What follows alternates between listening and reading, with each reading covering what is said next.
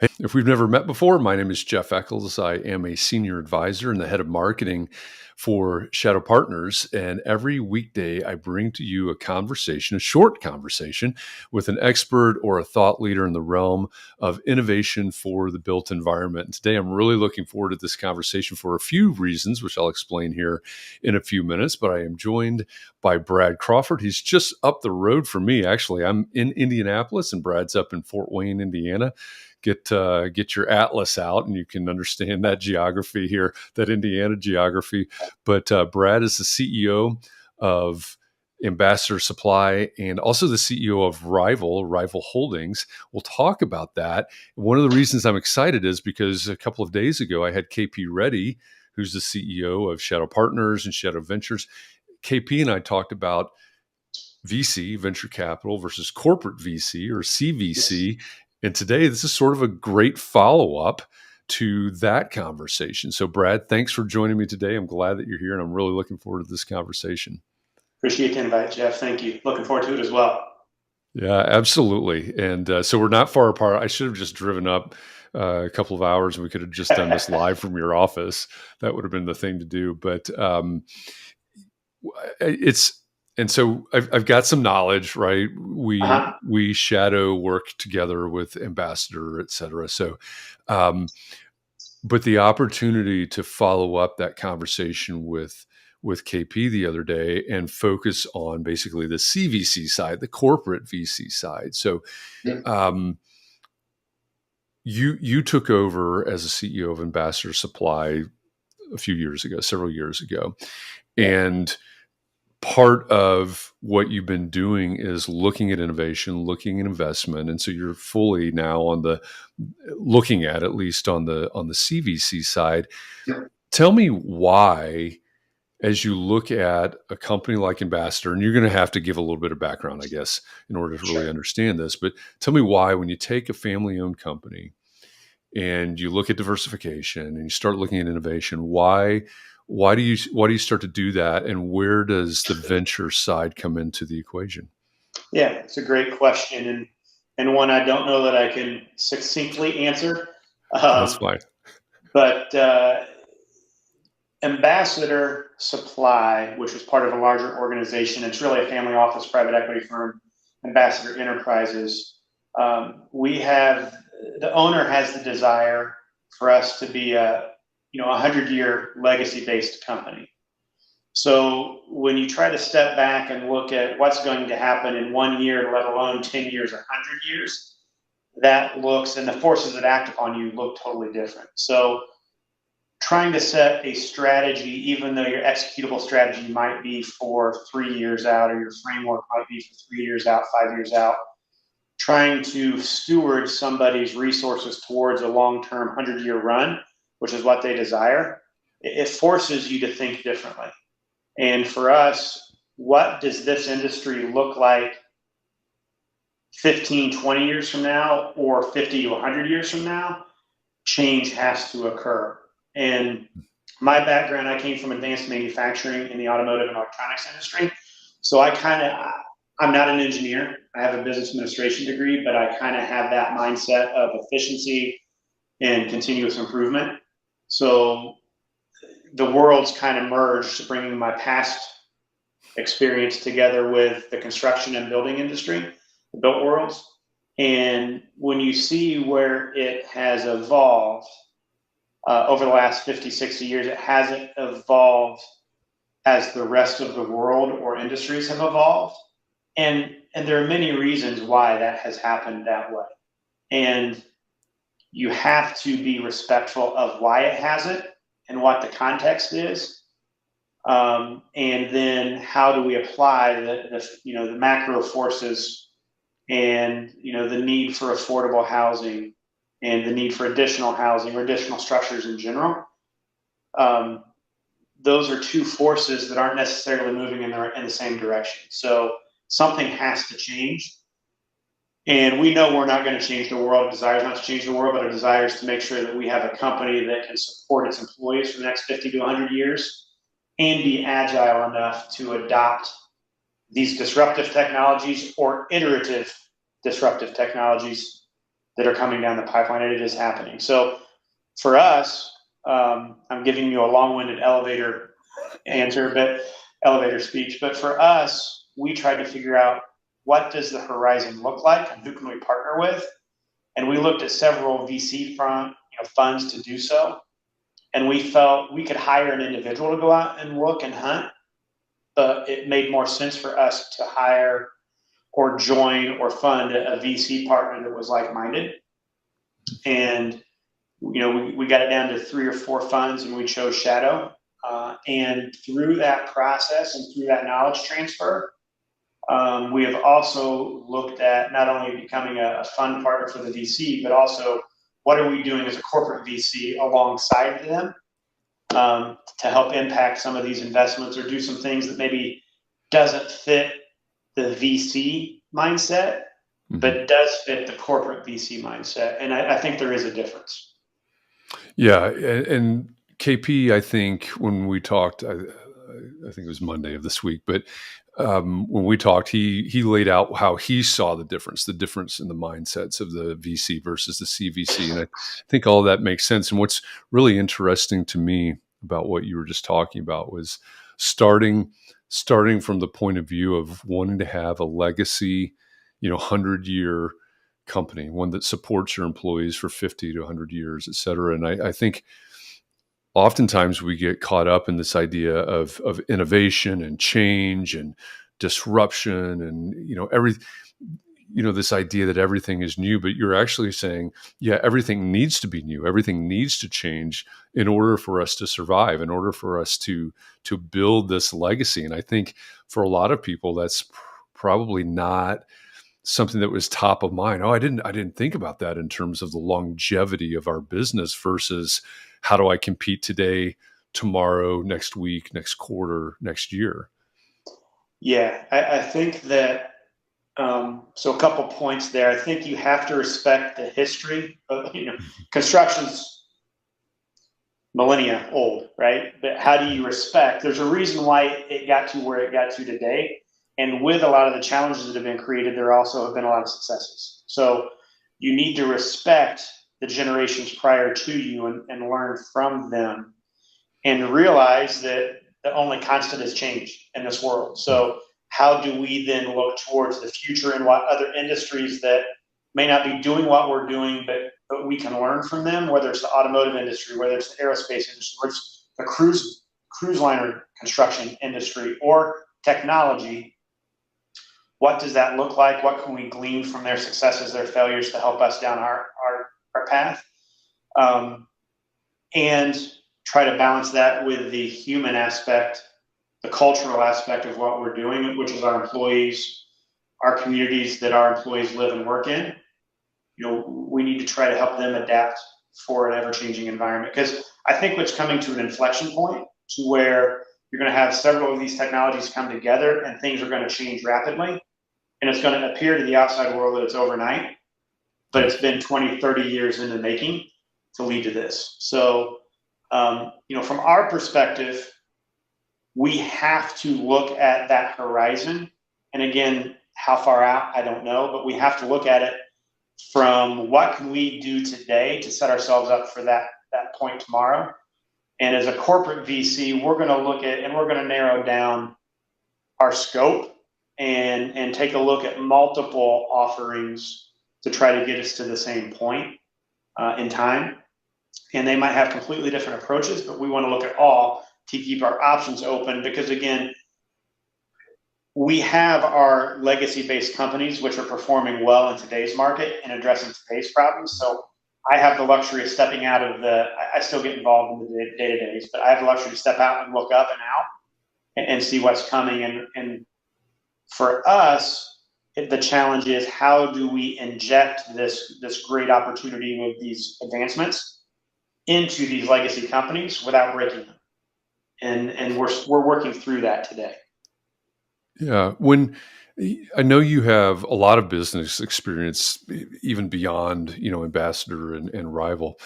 So when you think of where you are now and what you're doing now in the corporate VC realm, as a way to as a vehicle for building and Right. sustaining a legacy company.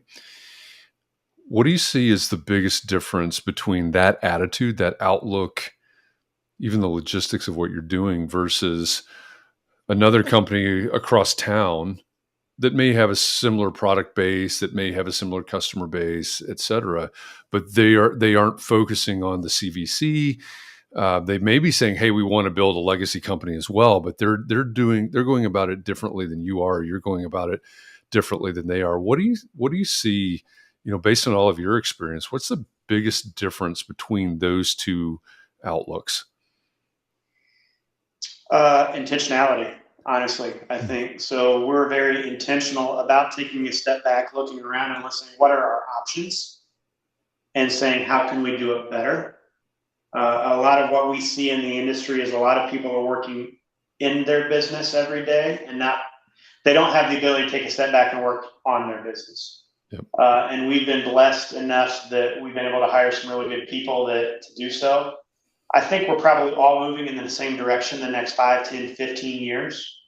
I'm hoping, and we're all going to have some sort of turmoil, some sort of disruption in our daily activities as these technologies come in. I don't think it's a one size fits all, or we're going to swallow this magic pill that cures all of our ills at that time. We'll still have challenges. I just hope we're better prepared, whether that's better margins long term, whether that's, we can invest in our people at a higher level because we have savings from some efficiencies in other places that will help us adapt more smoothly than what the rest of the industry that doesn't look ahead, if you will, in the same way we do. They're going to have to pivot pretty quickly, or maybe accept a place or a role in the industry that's not optimal for them. So maybe that looks like less upside growth. Maybe that looks like less geographic, whatever that looks like. Hopefully we're better prepared and better suited to tackle those challenges than someone that's not. Not saying that, are they right and we're wrong, or we're right and they're wrong? I don't know. I think it's just a different approach. So Sure. we're trying to get out in front of it as best we can. Yeah, that makes a lot of sense. So I know that you are headed to Shadow Summit later this year. If you're watching this and you don't have any idea what I'm talking about, Shadow Summit. This will be the 7th annual Shadow Summit. It's our own conference. We call it a summit because that's what it is. It's not a conference where we're going to gain continuing education units. It is a place for a small number, 200 tickets max, for a small number of people to get together, the best thinkers, the best innovators in the built environment, to talk about, and we like to think, set an agenda for what's going to happen, what's going to be invested in, what's going to be innovated for the built environment through the rest of the year, looking at 24, looking at 25. So, Brad, I know you're going to be at Shadow Summit. What do you hope to find there? What do you hope that some of the discussions will center around when we all get to Atlanta in October? Selfishly, industrialized construction, or an aspect of industrialized construction. I just think the advances in technology, continuing to update ourselves, because what the bar was in 2022 looks completely different than what the bar is just a year later in 2023. If you look at just advancements with AI and ChatGPT, again, overnight success that was 20 years in the making, right? But it was released and we saw that. So I think just networking and talking with like-minded individuals that are trying to solve the same problem, but maybe through a different lens, but the same problem, just thought sharing, having updates from those that focus on this every single day in terms of the technology aspect. Also, I found it extremely helpful hearing from the companies that are launching. What do they need and how do they see the world? Because this is kind of central to all that we do, Jeff, is whether we're purchasing a business or whether we're trying to partner in technology, is if I understand the problems you're trying to solve and I share with you the problems that I'm trying to solve and or the obstacles that I have to try to help address your problems, if you understand where I'm coming from, we're going to get to that end point much faster because we're all cards are on the table. So if I understand from their perspective the limitations that they have as a startup, and they understand the problems I'm trying to solve or what I'm trying to achieve, I think hearing those things, we can address the market at a much faster pace, as opposed to we're simply funding somebody and they're often doing it on their own. Yeah. Yeah. And that's, I brought this book up sometime in one of these conversations in the last several days. I find myself bringing it up more than more. It was one of my favorite reads of 2022. It's called Where Do Good Ideas Come From? The Natural History of Innovation, I think is the subtitle. Stephen Johnson, I believe, is the author, but he talks about near adjacencies, and he talks about it. He explains essentially what you just described, and you said something earlier where we see these things that we see. Oh, look at that huge innovation, this groundbreaking things, and we can look at it as an overnight success, 20 years in the making, But as he describes it in the book, he says, most of these big innovations, these groundbreaking things that we see, are just small iterations from a near adjacency. It's something that's been happening and just made a leap over to somewhere else. And what you just described about the summit and the reason that you need to have the conversations that you have, I think fits exactly into that scenario.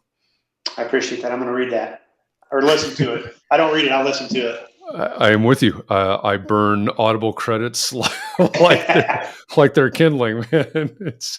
I keep upping my plan and then keep buying more, but I listen to them as well. Where do good ideas come from?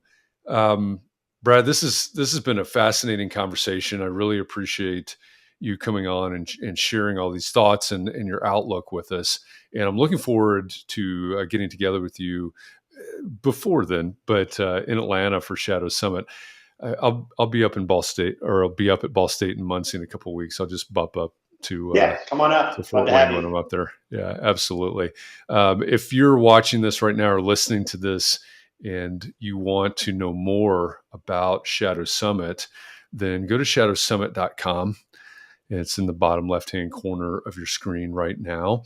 And Brad, if they want to know more about what you're working on, they want to know more about Rival, and they want to know more about Ambassador, where should they go? Best place is our website, rival.re, as in real estate, rival.re, and ambassadorsupply.com.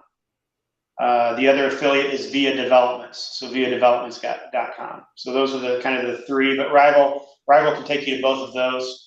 It shows a lot of our investments through Shadow as well as independently, and reach out to me. As always, my contact info is on the website. I love to talk to like-minded people. Right on. Love it. So the URL for Rival is in the bottom left-hand corner of your screen right now, rival.re. Go check it out, connect with Brad, and join us in Atlanta, October 24th through 26th for Shadow Summit. Go to shadowsummit.com, and there's a button. Like I said, this is a purposefully intimate affair. Only 200 seats in the auditorium, and it really is meant to be a summit. It's a place where we talk about issues and try to find solutions and set an agenda as we move forward. So there's a button to apply at the top of the page at shadowsummit.com. Join Brad there, join me. You heard from KP Reddy earlier this week. We'll all be there, and we'll be having discussions just like this one that Brad and I have been having for the last almost 20 minutes now. We're getting to the into the realm of shadow medium instead of shadow short at this point. But we'll go deeper. We go deep into the weeds on conversations just like this. So join us. Go to shadowsummit.com for more info, and we'll see you down there in Atlanta. This is Brad Crawford, is the CEO of both Ambassador Supply and Rival Holdings. And Brad, thanks a lot for joining me. I appreciate it. It's been a fun conversation. Likewise. Thanks, Jeff. Appreciate it. Have a great day. Absolutely. Thanks. And for all of you out there, I'll be back again tomorrow with another Shadow Short. We'll see you then. Thanks, everybody. All right. Welcome back to Shadow Shorts. If we've never met before, my name is Jeff Echols. I am a senior advisor and the head of marketing for Shadow Partners. And every weekday, I bring to you an expert or a thought leader in the realm of innovation in the built environment. And today is no different. I'm going to have a Shadow Short conversation with Bill Boynes. He is a practice leader at Shadow Partners. And I think this is going to be a really interesting conversation because we talk a lot about innovation. We talk a lot about change, but we almost never talk about managing that change or how that change affects the people that are involved. So, Bill and I are going to talk about change management today. So, Bill, welcome. Thanks for doing Thank this. you. I'm glad you're here today. Yeah, it's great to be here. And I'm glad with that introduction, you nailed exactly the point I wanted to make.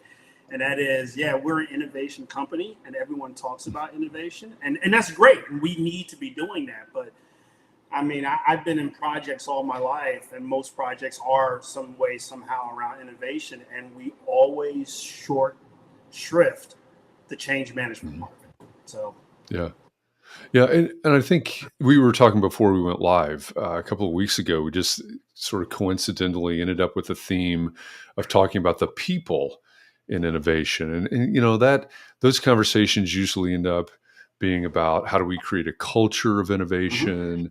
Um, hey, by the way, AI and these other innovative things are tools, and they're tools that are supposed to benefit our people. We usually approach it in that sort of direction.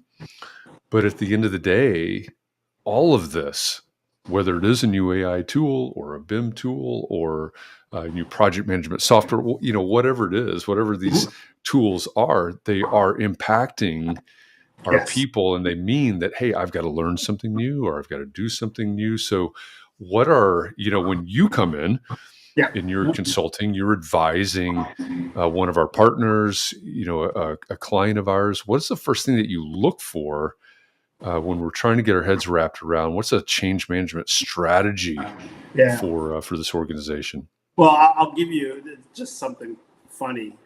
When you walk in to do any of these things, right? You talk about innovation, you talk about programs, and all that good stuff. And I mean, when I do that, the first thing I talk about is what it is that we're trying to accomplish, right? Hmm. And then the second thing I say is, okay, so what about change management? And inevitably, they go right to, oh, yeah, we have a committee that's set up and we'll make the plan for how we're going to go ahead and take one system out, put another system in, or bring this system in. We have that under control. I said, no, that's not what I'm talking about. Right? So that's actually one of, I think, the biggest issues out there is that when you say change management to someone, they actually think about just the physical change within the Hmm. organization, putting right things into the Right. technology stack. No, we're talking about the psychology of change, right? And then that's how I drive the conversation, because as soon as you say that, I almost wish that's what we called it, it starts to click for people, right? Because they get it. They understand that their people are going to be apprehensive. We're all apprehensive around change, right? And all change management wants to do, as both the art and science of it, is to make sure that the organization, through its people, are prepared for that change, right? Mm. So that is the converse. Literally, I just gave you the conversation I have, right? Whenever I walk in to talk to someone about it, right? Get them to switch their mindset to understand that we're talking about the psychology of change, and then everything starts to roll from there. What's something that, and I love that, the psychology of change, because it's, as humans, we're pretty resistant to change, most of us. Yeah, Um, what's what's something that you see in the most successful organizations? And I guess there's probably a better way to say that. The organizations that handle change management the best. What are some of best practices that you see, sure, or sure. an indicator when you walk in, you go, okay, this is going to be okay. All right. Um, what are you looking for? So it's going to sound a little weird, right? The first indicator for me is actually the answer to a question. And again, it's one of the first things once I get them to understand what we're talking about with change management, I ask them to describe their culture. Okay.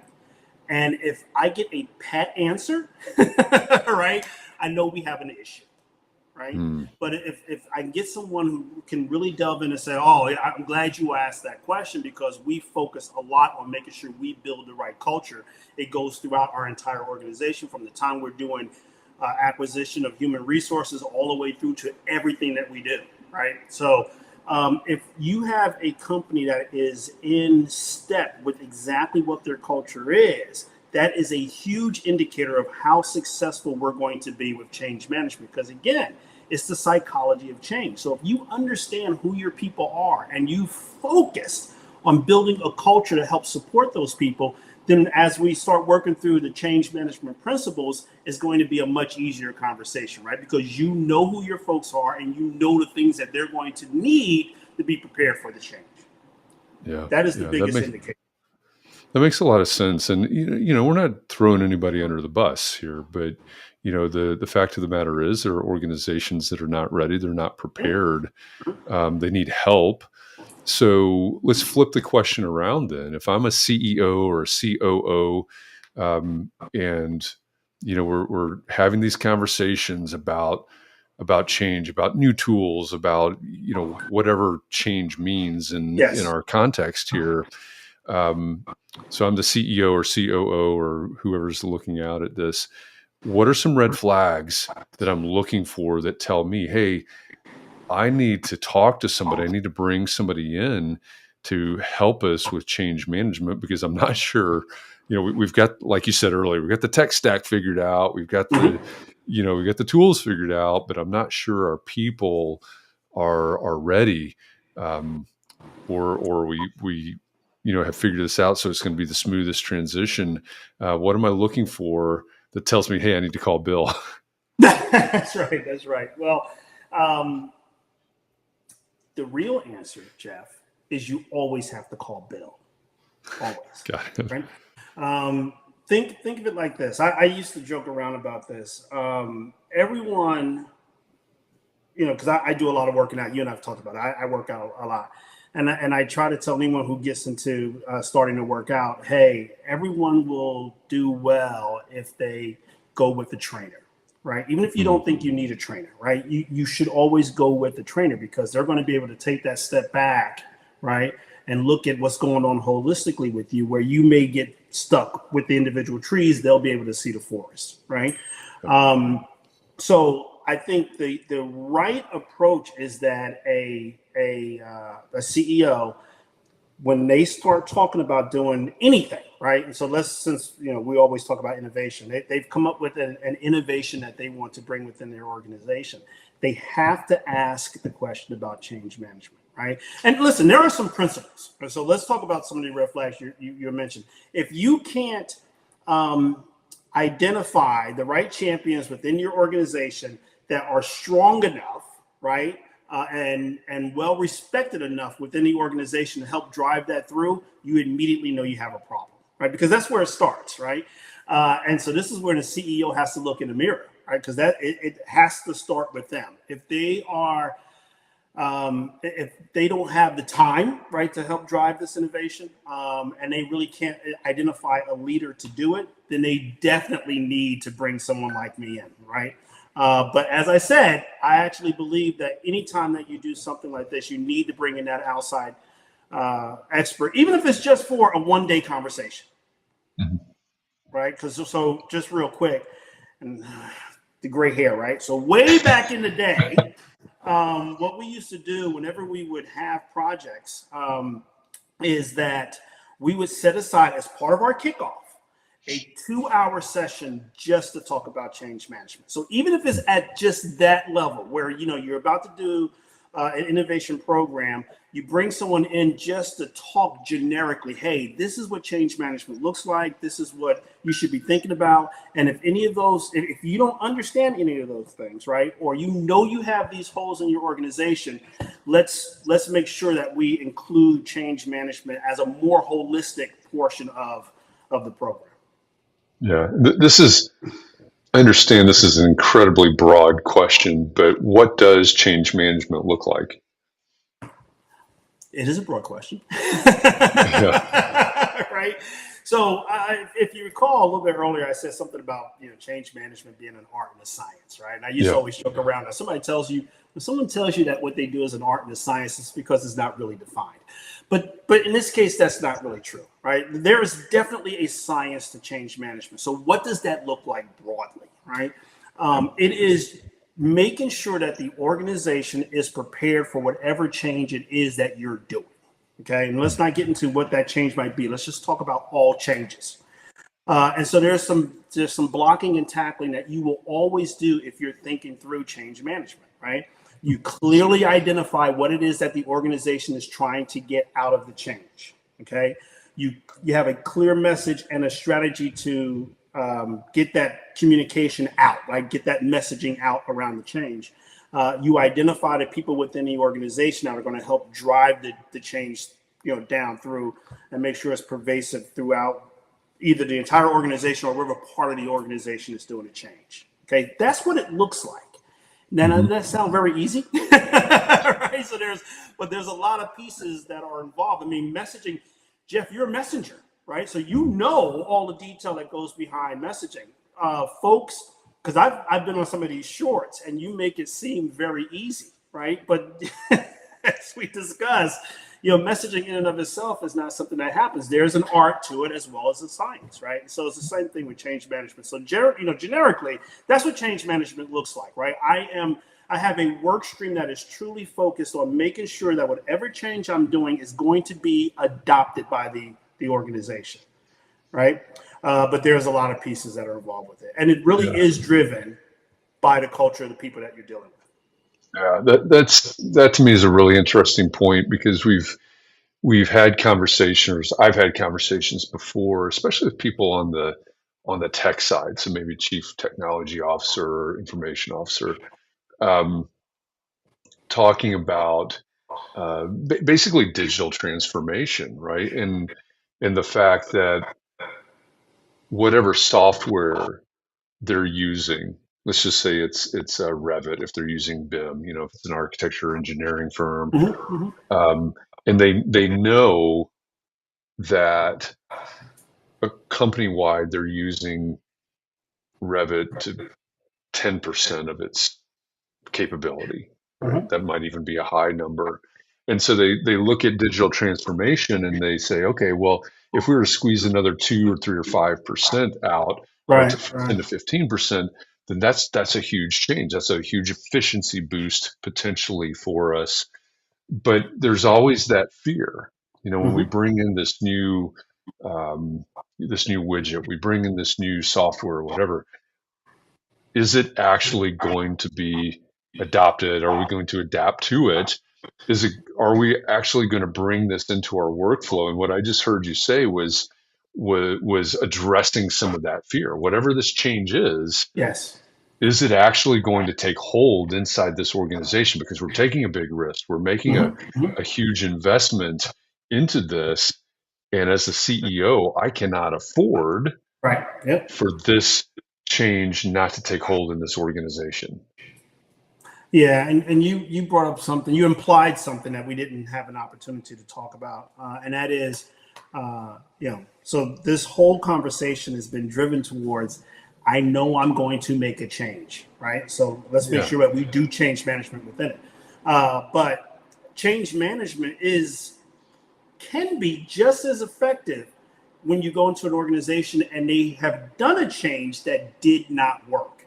Doesn't mean that they should throw their hands up, right? Because we can still go through and apply change management principles to increase the level of adoption of any particular innovation within a company, okay? Because again, as we talked about, it is really about getting people in the mindset of understanding what that change is, how it's going to make their lives better, and then get them to actually use it, right? So you can do that with something that's already in place. It's not always just about the innovation program that starts from scratch, right? You can come in on the back end. You don't want to do that, right? Because right? So let's be clear. But you can use change management principles to increase what is, the usage or adoption of something within your organization. Well, is there something at the opposite end of the spectrum Is there change management applied before we decide what the change is? Well, so yes, right? Because Okay. again, um, there's some, since you and I are talking sports, that's why I have blocking and tackling in my head. But there's some blocking and tackling that you should be prepared to do no matter what, right? Because listen, let's not kid ourselves. Every organization is going to go through change at one time or the other, right? So there's just some pieces, the science part of change management, right? Making sure that you understand exactly how you do training within your organization, right? Because training is a big part of change management. Most, especially public companies, do a great job of communicating outside, to people outside of their organization. Make sure you have a communication strategy internally, right? Even before you do a change. I mean, that can be something as simple as a newsletter that goes out to your people on a regular basis, right? Because then that becomes, right, an avenue for you to communicate a change. So those are some examples of things that you can do even before you even start talking about change, right? It's back to, I'll try to sum it up. Anything that you do in and around the care and feeding of your people probably is going to go into change management. So, Yeah, that's. I think that paints a really clear picture.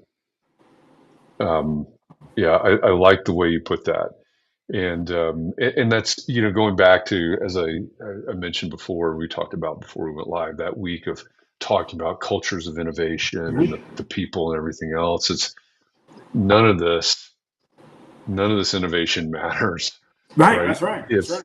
if Mm-hmm. if it's not for our people, if it's not, if we're not considering the impact and everything that our people, our customers, our users, there's a whole spectrum of it here, um, Mm-hmm. and obviously there's a huge spectrum as you're laying it out here to change management. This has been a fascinating conversation, Bill, and of course we could keep going Oh, we can go on and for a long time. Yeah, yeah. So if you're watching or listening to this now and you say, "Hey, I want to know more. I want to hear more about this." First of all, Bill will be back. Bill is a practice leader at Shadow Partners, and I will rope him into more of these conversations so that you'll get more. So don't worry about that. But also, if you don't know about this now, if you haven't heard, maybe this is the first time you've stumbled upon Shadow Shorts. Later this year in October, the 24th through the 26th, opening reception is on the Tuesday. I think that's right, Tuesday, the 24th. And then the 25th and 26th is the seventh annual Shadow Summit. Bill will be there. I will be there. A lot of the people that you see on these Shadow Shorts, they will be there. And we will get into conversations about change management. We will get into conversations about the tech stacks, about the AIs, the machine learnings, and industrialized construction.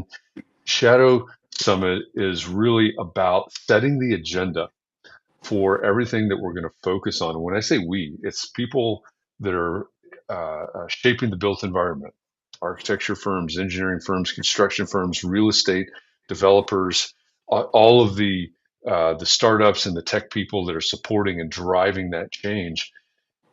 Shadow Summit is about setting the agenda for the work and the conversations for 2024. So I'd encourage you to go to shadowsummit.com, find out more about the summit, more about the event. If it's something that interests you, you can do one of two things or both. You can say, "Hey, I want to sponsor this. I see a topic here that's really important to my business. I need to be identified with this. I want to sponsor Shadow Summit." Be happy to talk about that. Um, Buy a ticket and attend. Those tickets are going very quickly. There's an application process. The button is at the top of the page there at shadowsummit.com. The URL is in the bottom left corner of your screen right now. Join me, join Bill there, join KP Reddy, our CEO, and the rest of the Shadow team. And like I said, many of the guests that have and will appear on Shadow Shorts here as we keep doing this every day. I'll be back again tomorrow with another conversation about innovation for the built environment. So in the meantime, Bill, thanks a lot for this conversation. It's been a Absolutely. great one. Thanks for having me, Glad, Jeff. absolutely glad you're here. And for those of you that are watching this live or, in some time shifted manner, we appreciate you. We'll be back tomorrow and we'll talk more about innovation for the built environment. Thanks. See you tomorrow.